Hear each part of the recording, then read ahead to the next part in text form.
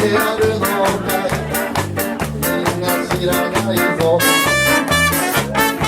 後になって気づいても手遅れになるぜ。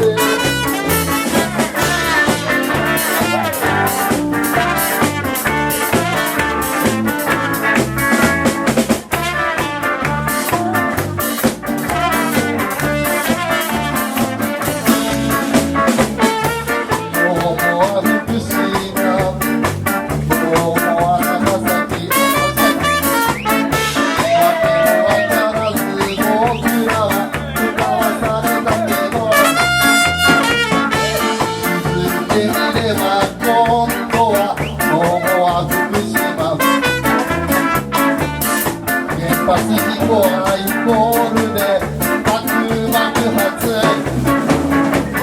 間違いはどこから始まった。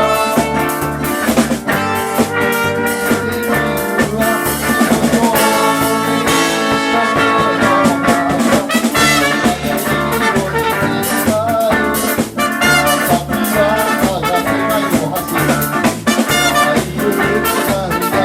球は地上に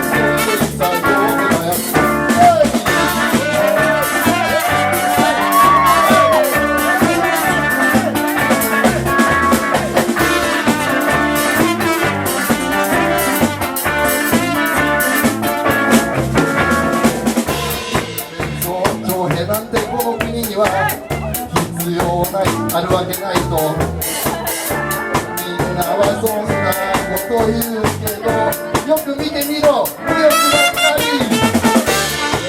だけど壊したい